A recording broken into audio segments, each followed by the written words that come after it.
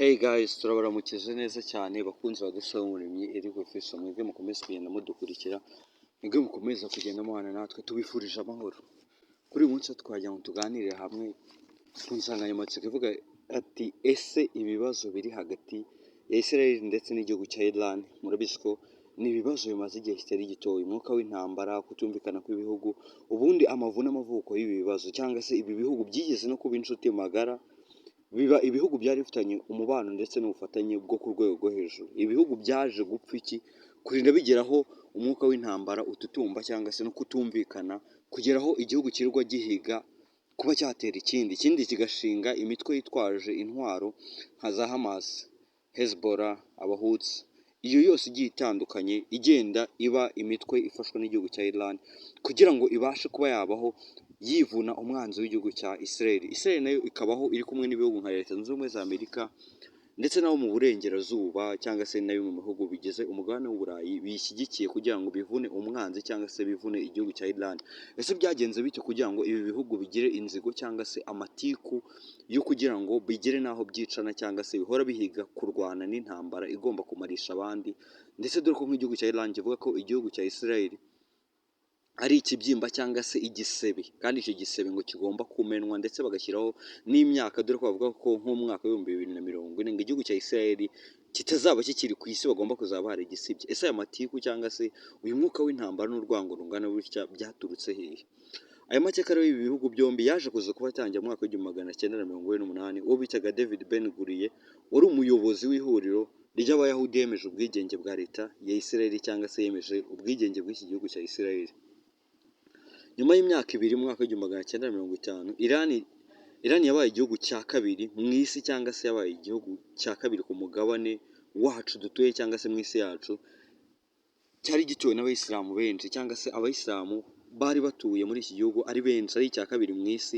Icyo gihe kikaba cyarakurikiraga igihugu cya Turukiya mu kugira abayisilamu benshi, ndetse icyo gihe igihugu cya Iran cyaje kuza guhita nacyo cyemeza ko gishyigikiye ubwigenge cyangwa se yuko Israel nayo yaba leta nk'ibindi bihugu byose byo ku isi. Mu myaka 31 yakurikiyeho, ibi bihugu byombi hagati y'igihugu cya Iran ndetse n'igihugu cya Israel byari inshuti ndetse n'abafatanyabikorwa bakomeye cyane.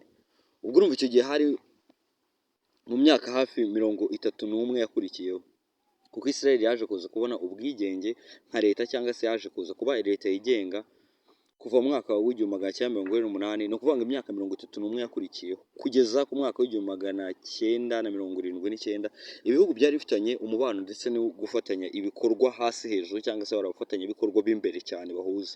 Icyo gihe igihugu cya Israel cyaguraga 40% bya peteroli cyakoreshaga mu gihugu cyabo, ndetse Iran icyo gihe nayo ikaba yaraguraga bimwe mu musaruro ukomoka ku buhinzi ndetse na serivisi z'ikoranabuhanga. Ibyo ngibyo nabyo babasha kwabigura mu gihugu cya Israel. Urumva ko bakoranaga neza, ubufatanye, ingendo, gutemberana, urujya n'uruza, byose byabaga ari sawa cyangwa se ibintu byose byaje kuza kuba bigenda neza muri icyo gihe. Ariko se byaje kugenda bite kugira ngo ibi bihugu byamaze igihe kitari gitoya bibanye neza bize kuza kugeraho bihiganira kwicana cyangwa se bihora bihiga ko kimwe kigomba gukura ikindi ku isi? Kugira ngo wumve neza icyo bapfa biradusaba gusubira mu mwaka w'1979. Icyo gihe Iran bari barimo barizihiza kwishimira cyangwa se bari barimo barishimira intsinzi y'uko bari baje kuza kuba bakora impinduramatwara zaje kuza kuba zihirika leta ya cyami yayoboraga mu gihugu cya Iran. Icyo gihe ndetse iyo leta yayoboraga mu gihugu cya Iran ikaba yari yarashyizweho n'Abanyamerika, cyangwa se ubwo bwami bwayoboraga mu gihugu cya Iran icyo gihe mu mwaka w'1979 abari barashyizweho n'Abanyamerika. Ubwo bwami bwari buriho mu gihugu cya Iran, ndetse icyo gihe hari habayeho impinduramatwara. Abashyigikiye impinduramatwara baza kuza kuba bakuraho ubwo bwami, cyangwa se ubwo bwami bwaje kuza kuba buhirikwa bukurwaho, bwari bushyigikiwe na Leta Zunze Ubumwe za Amerika. Ibi ngibi bikaba byarakuweho hashyirwaho Repubulika ya Kiyisilamu aho ubwami bwari bwarashyizweho n'abanyamerika buza kuba bukurwaho. Ndetse icyo gihe ibi byaje kuza gushyiraho urwango rutoroshye hagati y'igihugu cya Iran ndetse na Leta Zunze Ubumwe za Amerika, aho abanya-Iran bavugaga bati ubu bwami cyangwa se abanyamerika mwebwe muza mukatugenera uko tubaho, mugashyiraho n'ubwo bwami bubasha kuba bwagena uko tubaho, mwebwe mukaza mugategeka igihugu cyacu, umwami mukamushyiraho n'ubwo butegetsi bw'ubwami mukaza mukabushyiraho iwacu, mubikora mute, mufite ubuhe bubasha? Ibi biri mu bintu byaje kuza kuba bikura amatiku cyangwa se amakimbirane ku rwego rwo hejuru, biza kuza kuba bituma aba bari bashyigikiye impinduramatwara ndetse n'imyemerere ya kiyisilamu baza kuza kuba bahirika ubwo bwami. Ibyo rero byaje kuza guhita bituma igihugu cya Iran kigira umwanzi nimero ya mbere, Leta Zunze Ubumwe za Amerika, ndetse haza kuza gukurikiraho yuko n'igihugu cya Israel cyahise kiba umwanzi wa kabiri wa Leta Zunze Ubumwe za Amerika, kuko bavugaga bati Israel ifitanye ubufatanye na Leta Zunze Ubumwe za Amerika, kandi Israel yaje kuza gushingwa byagizwemo uruhare n'abanyamerika ndetse n'abongereza. Icyo gihe rero Israel na Leta Zunze Ubumwe za Amerika, umwe yahise aba umwanzi nimero ya mbere wa Iran, undi ashyirwaho umwanzi wa kabiri w'igihugu cya Iran. Icyo gihe umuyobozi w'ikirenga muri Iran akaba yari azwi ku izina rya Ayatollah Ruhollah Khamenei, yaje kuza kuba atangaza ko Repubulika ya Iran umwanzi wayo nimero ya mbere ari Leta Zunze Ubumwe za Amerika, kandi umwanzi wabo w'ibihe byose uzahoraho ari Leta Zunze Ubumwe za Amerika, igomba guhora ku mwanya wa mbere. Ndetse Israel nayo ikaba igomba guhita iba umwanzi wabo nimero ya kabiri w'ibihe byose, iyo yahoze ari inshuti yabo. Ndetse ibi ngibi bikaba byaraje bigendana n'uko umubano wa Israel na Leta Zunze Ubumwe za Amerika umaze igihe, cyangwa se kuva Israel ishingwa byagizwemo n'uruhare. Leta Zunze Ubumwe za Amerika ifata Israel nk'umwana wayo, cyangwa se mu buryo bwo gufatanya, cyangwa se mu rwego rw'imikoranire. Ndetse uwo muyobozi wari ukuriye abo bashinzwe kurwanya impinduramatwara, uwo uzwi ku izina rya Ayatollah Ruhollah Khamenei, yaje kuza kuba atangaza avuga ko atari ibi byonyine bidahagije kuba baba abanzi babo, ahubwo avuga ko bitanakwiye yuko Israel yakabaye ibarizwa mu burasirazuba bwo hagati muri Aziya. Aravuga ati ahubwo Israel yakavuyeho, cyangwa se Israel yakabaye itakiriho, igakurwaho burundu mu burasirazuba bwo hagati. Nabyo avuga ko bidahagije, ahubwo yagakurwaho ku isi yose ntibiriho. Kuva icyo gihe abayobozi b'igihugu cya Iran ntibongeye gukoresha izina Israel, kuko Israel baje kuza kubihindura, bavuga ko Israel ari igisebe cyangwa se ari virusi. Ndetse Iran yavuze ko Jerusalem Israel yayifashe mu buryo butemewe n'amategeko. Kuva icyo gihe rero igihugu cya Iran cyahise gihagarika ibyerekeye n'ibikorwa, ubufatanye ndetse n'inzira izo arizo zose zashoboraga kuba zabahuza n'igihugu cya Israel. Ingendo zarahagaze, gutembera, ibyerekeye no guhanahana, cyangwa se haba ari no kuvuga ngo ibicuruzwa birava ahantu hamwe bijya ahandi nk'uko byajyaga bikorwa na mbere.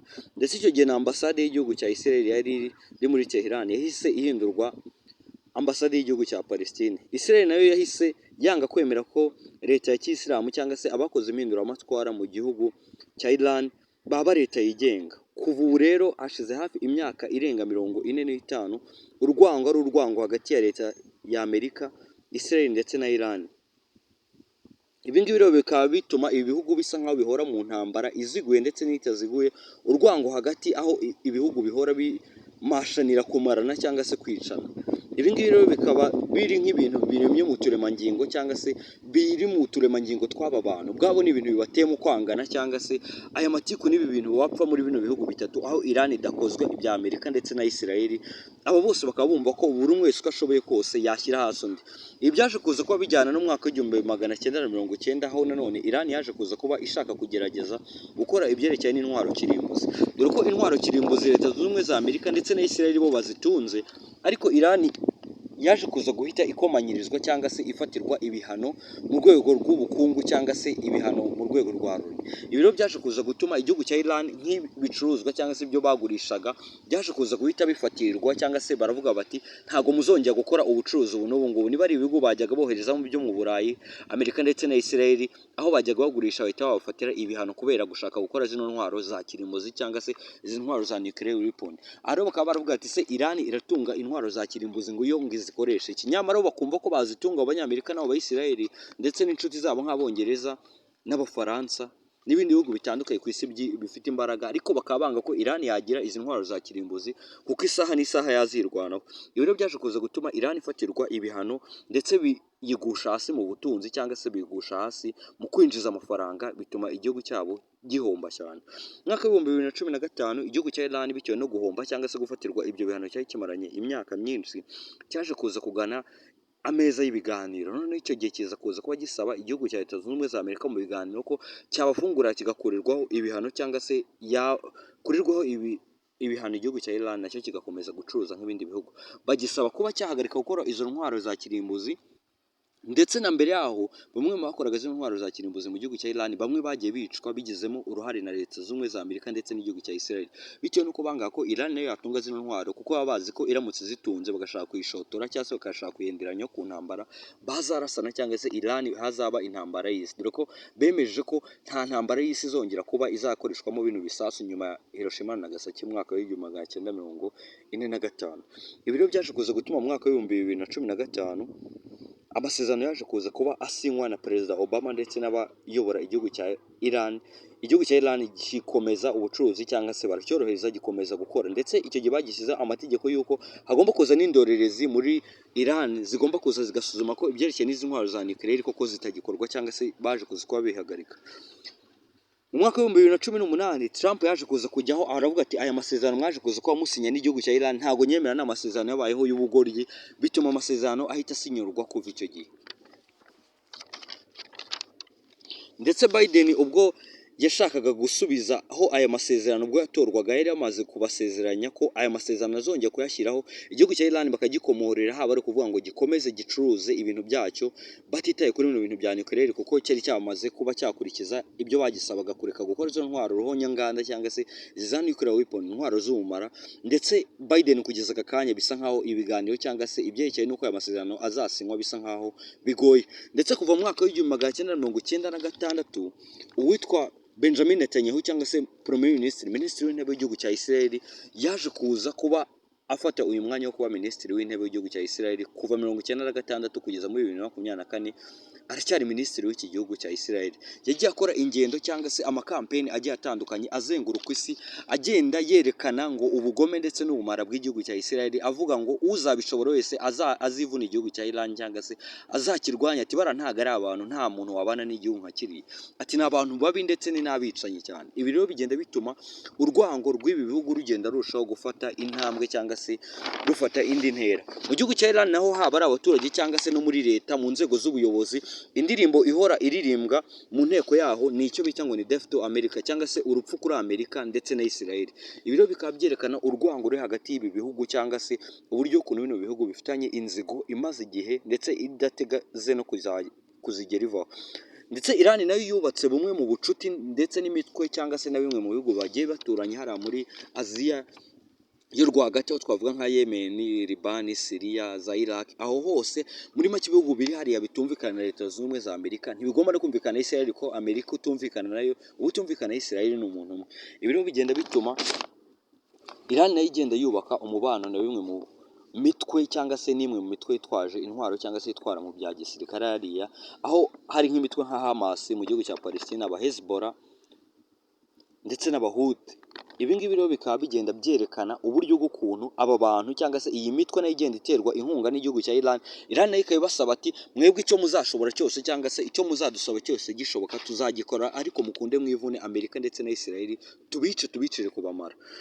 Dore ko nk'iyo mitwe iterwa inkunga ndetse igafashwa n'igihugu cya Iran.